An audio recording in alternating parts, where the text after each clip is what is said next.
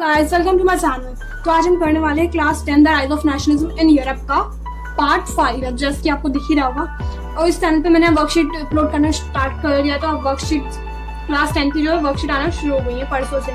तो वर्कशीट की वीडियो मैंने अपलोड कर दिया, मैं लिंक को आपको डिस्क्रिप्शन में दे ही दूंगी, और आप वैसे भी चैनल पर जाकर देख सकते हैं। सबकी अलग अलग प्लेलिस्ट बनी हुई है। ओके, कभी कभी डिस्क्रिप्शन नहीं डाला जा सकता, तो आप प्लेलिस्ट में जाकर देख सकते हैं, उसमें तो कोई दिक्कत नहीं आएगी आपको। ओके, पार्ट 5 का आप वेट कर रहे होंगे, पार्ट 4 तो मैंने अपलोड कर ही दिया, उसकी लिंक भी आपको डिस्क्रिप्शन में मिल जाएगी। तो क्या पढ़ने वाले हैं हम, द एज ऑफ रिवोल्यूशन।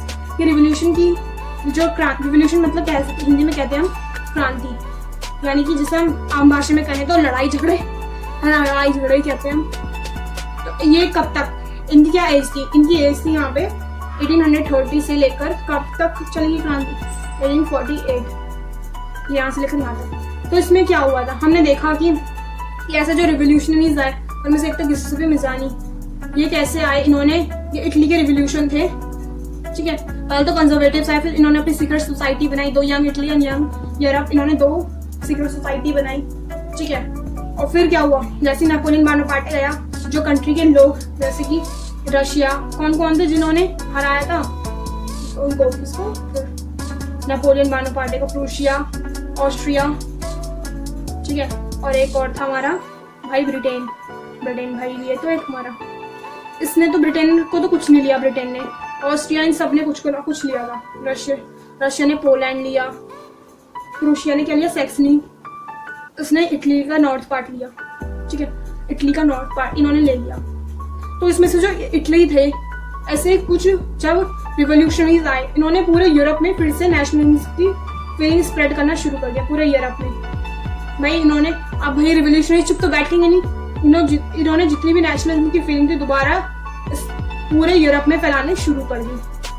और कौन कौन से दोस्त इनसे सहमत, कौन कौन से देश इनसे सहमत थे वो भी देख लो। इन्होंने कहा जो ट्रीटी ऑफ वियना है वो सच्ची में गलत है। इटली के लोग थे, उसमें जर्मन तो ऑलरेडी फ्रांस के अंडर ही आती है, ठीक है, ईरीलैंड और एक और का है पोलैंड। इन्होंने कहा भाई जो गलत हुआ है, ट्रीटी ऑफ वियना जो है गलत, ये ऐसे नहीं होना चाहिए था, नेशनलिज्म होना चाहिए। जब जो फ्रांस के लोग हैं उन्होंने क्या किया, पूरी नेशनलिज्म की फीलिंग पूरे यूरोप में फैला दी। और इन रिवोल्यूशनरीज में ये तो कंट्रीज मैंने बता दी, ये भी सहमत थे रिवोल्यूशनरीज से। तो रिवोल्यूशन में कौन कौन से लोग आ जाते थे, हमारे प्रोफेसर, सारे ही जितने ये बता दो, सारे ही पढ़े लिखे लोग आते थे, प्रोफेसर्स, स्कूल टीचर्स, प्रोफेसर्स तो कॉलेज के होते हैं, स्कूल टीचर्स आते थे, हमारे मिडिल क्लास के मेंबर्स आ जाते थे, commercial members of middle class के मेंबर आ जाते थे, ठीक है। ये सारी जितने भी एजुकेटेड लोग थे, सबका तो नाम नहीं लिखा यहाँ पे, एजुकेटेड पीपल थे, वो सारे ही इनसे मिडिल क्लास के लोग थे ये तो। पर ये सारे जो थे नेशनल स्प्रेड करने वाले थे पूरे यूरोप में फिर से। तो जैसे इन्होंने किया तो दो आपके रिवोल्यूशन हुए थे, जिसके बारे में आपको थोड़ा थोड़ा बता रखा है। पहला रिवोल्यूशन था जुलाई रिवोल्यूशन, क्या था, जुलाई रिवोल्यूशन, जो कि इसमें क्या हुआ कि फ्रांस को जो है नेशन स्टेट बन गया फ्रांस। ये कब हुआ था, 1830 में हुआ था, ठीक है, 1830 में हुआ था। इसमें जो बर्बन किंग था हमारा, जो ये बर्बन किंग, जो यहाँ पे ये राजा बने बैठे थे, बर्बन किंग, इसको फिर से धक्के मारकर निकाल दिया गया, बेचारा उदास हो गया। बर्बन किंग ने सबने लात मारी, बर्बन किंग को भगा दिया। जो ट्रीटी ऑफ वियना में सारी पावर्स जो है बर्बन किंग को दे दी थी, इन्होंने जो नेशन जो रिवोल्यूशनरीज यानी कि जो क्रांतिकारी थे, उन्होंने फिर से इसको बाहर निकाला, बर्बन के जो राजा थे, और फिर से क्या कॉन्स्टिट्यूशनल मोनार्की कर दी। फिर से उन्होंने कॉन्स्टिट्यूशनल बना दिया, जिसमें कि जो है लोगों के पास अधिकार हो सकता है, वो जो कुछ कहना चाहते हैं राजा के खिलाफ वो कह सकते हैं। कॉन्स्टिट्यूशनल मोनार्की यानी कि मोनार्की तो एक राजा तो होगा, पर उसके वो लोगों की बातें भी सुनेगा। फिर इसके कॉन्स्टिट्यूशनल मोनार्की के जो हेड थे वो कौन थे, लुइस फिलिपी। ये भी क्वेश्चन आ सकता है, who was the head of, इसने हेड कौन था कॉन्स्टिट्यूशनल मोनार्की, था लुइस फिलिपी, ठीक है। उसके बाद यहाँ तक तो ये हुआ। उसके बाद क्या हुआ कि फ्रांस को तो मिल गई, क्या मिली, फ्रांस तो भाई एक नेशन स्टेट बन चुका था, उसमें मोनार्की आ गई थी। पर जो फिर बेल्जियम था, एक हमारा क्या आता है, UK, United Kingdom of Netherland, ये था। ये काफी इतना बड़ा तो होगा, ये ऐसे टेढ़ा मेढ़ा बना दो, इतना बड़ा तो होगा ये यूनाइटेड किंगडम ऑफ। इसमें से एक छोटा सा देश है बेल्जियम, यहाँ तक जैसे मान लो ये बेल्जियम है, तो इसमें से इन बेल्जियम वालों ने कहा वही नहीं, अब सब नेशन स्टेट बना रहे तो हम पीछे क्यों रहे, ये भी अलग हो गए किससे, यूनाइटेड ऑफ किंगडम से। और ये बेल्जियम यहाँ से अलग हो गए, ये ऑटोनोमस एम्पायर ऐसे हो गए। बेल्जियम यहाँ पे था, इसमें यूके ऑफ नीदरलैंड में था ये, तो अब बेल्जियम यहाँ आ गया। बेल्जियम जो अपने आप को नेशन स्टेट बना दी बेल्जियम ने। क्लैपिंग करो बेल्जियम के लिए, ये तो बन चुका नेशन स्टेट। कौन कौन सा बन गया, फ्रांस बन गया, बेल्जियम बन गया। अब हम इतना तो, ये तो आपका जुलाई रिवोल्यूशन था। उसके बाद आपका आएगा ग्रीक रिवोल्यूशन, वो भी इंटरेस्टिंग है, ग्रीक रिवोल्यूशन। ठीक है, इसमें क्या हुआ कि आपका एक ये हुआ था 1830 में, ये भी 1830 में हुआ था। एक ऑटोनोमस एम्पायर था, इतना बड़ा एक देश ये कह सकते हैं, ऑटोमन एम्पायर था ये, कितना बड़ा। इसमें एक जगह थी यहाँ पे ग्रीस ले लेती हूँ मैं यहाँ पे। उससे पहले मैं बताना चाहूंगी ये किसने कहा था, ये मुझे बताना पड़ा, वैसे मैं आपको बता दूंगी वीडियो के लास्ट में बताऊंगी, ठीक है। अभी तो आपको कमेंट करना है, वीडियो के लास्ट तक बने। Then France sneezes, rest of Europe get cold. When France sneezes, the rest of Europe get cold. जब फ्रांस छींकता है तो पूरा यूरोप को कोल्ड हो जाता है। ये किसने कहा था, मैं भी बता देती हूँ वीडियो क्लास में। क्या, ड्यूक मेटरनिक। याद आए कौन था, ये भूल गए, इतनी जल्दी तो नहीं भूलोगे, पार्ट 4 में ही पढ़ा था। ये ड्यूक मेटरनिक कौन था बता देती हूँ अभी भी दोबारा। ये था चांसलर ऑफ ऑस्ट्रिया, ऑस्ट्रिया का चांसलर था जिसने की ट्रीटी ऑफ वियना जो है साइन उन्हें दी थी, इसकी गलती है ये, ठीक है, ड्यूक मेटरनिक। तो जब फ्रांस छींकता है तो पूरे यूरोप को कोल्ड हो जाता है। ये बात सच हुई है, ऐसे रियल में छींकने वाली बात नहीं है।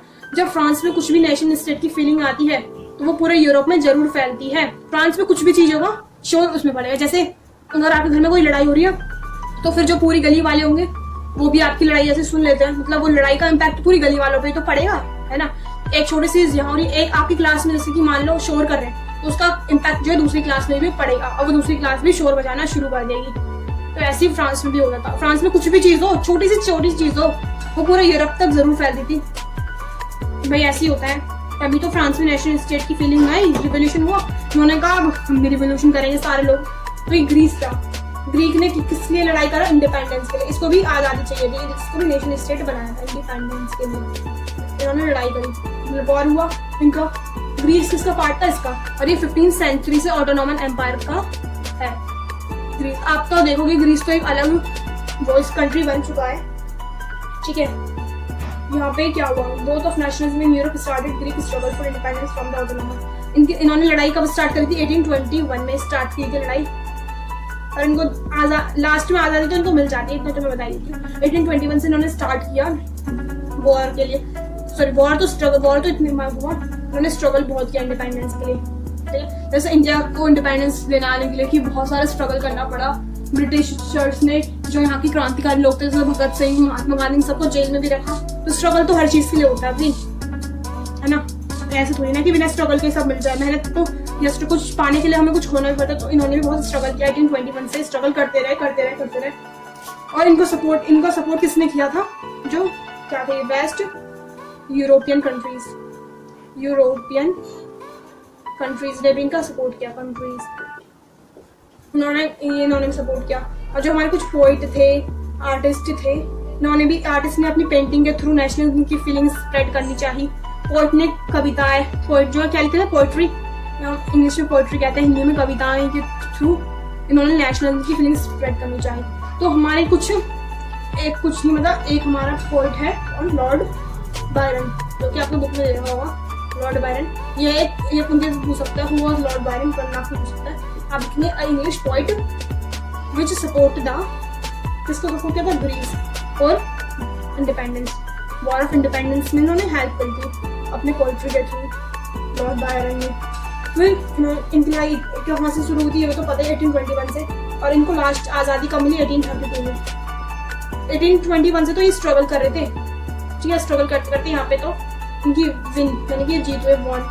और लड़ाई हुई थी 1831। 2 साल में इनकी लड़ाई जो है खत्म हो गई और ये जीत गए। ज्यादा दिनों तक, ज्यादा साल नहीं चली, 2 साल में ये सपाचट ये अलग हो गए। ग्रीस भी अब एक नेशन स्टेट बन चुका था भाई। हैप्पी ग्रीस बन गया, बेल्जियम बन गया, फ्रांस बन गया नेशन स्टेट। अब क्या, अब तो धीरे धीरे करके जब फ्रांस में कुछ हुआ है तो वो पूरे यूरोप में तो ऑफकोर्स फैलेगा ही फैलेगा। और ये कहाँ पर लिखा गया कि इनको अब इनको नेशन स्टेट बना गया, ये भी क्वेश्चन बन सकता है कि ट्रीटी ऑफ कॉन्स्टेंटिनोपल, अजीब नाम है इसका। जैसे ट्रीटी ऑफ वियना हुई थी उसमें कुछ रूल्स लिखे हुए थे, वैसे ट्रीटी ऑफ कॉन्स्टेंटिनोपल में ये लिखा था कि जो है ग्रीस जो है वो है एक नेशन स्टेट बन चुका है, तो उसमें साइन भी कर रखे थे। यानी कि ये फुली ये रिटर्न प्रूफ भी है कि ग्रीस जो है वो बना, कोई ये नहीं कह सकता कि ग्रीस नहीं बना। तो इसके लिए इसमें ये ट्रीटी इनकी बनाई गई कॉन्स्टेंटिनोपल में। तो ठीक है, तो इतना तो हो गया। बस आज हमने यही पढ़ा, जुलाई रिवॉल्यूशन, ग्रीक रिवॉल्यूशन पढ़ा। आगे हम पढ़ेंगे नेक्स्ट पार्ट में, पार्ट 6 में। तब तक के लिए बने रहें इस चैनल के साथ और इसको सब्सक्राइब करना तो ना ही भूलिएगा। सब सब्सक्राइब करना भूल जाते हैं चैनल को, वीडियो देख लेते हैं और लाइक तो जरूर कीजिए। वीडियो में व्यूज आ जाते हैं पर कोई लाइक भी नहीं करता, बताओ। देख के सब ऐसे चल जाता है, लाइक सब्सक्राइब किया करो, उसमें क्या हो रहा है। और खबरी ऐप में भी फॉलो कर सकते हैं आप हमें, ठीक है। लिंक तो आपको डिस्क्रिप्शन में मिल ही जाती है खबरी ऐप की, उसको ज्वाइन कीजिए। वहाँ पे भी आपको अच्छे से अच्छे ऑडियो प्रोवाइड करवाए जाते हैं। ओके, बाय, मिलेंगे पार्ट 6 में।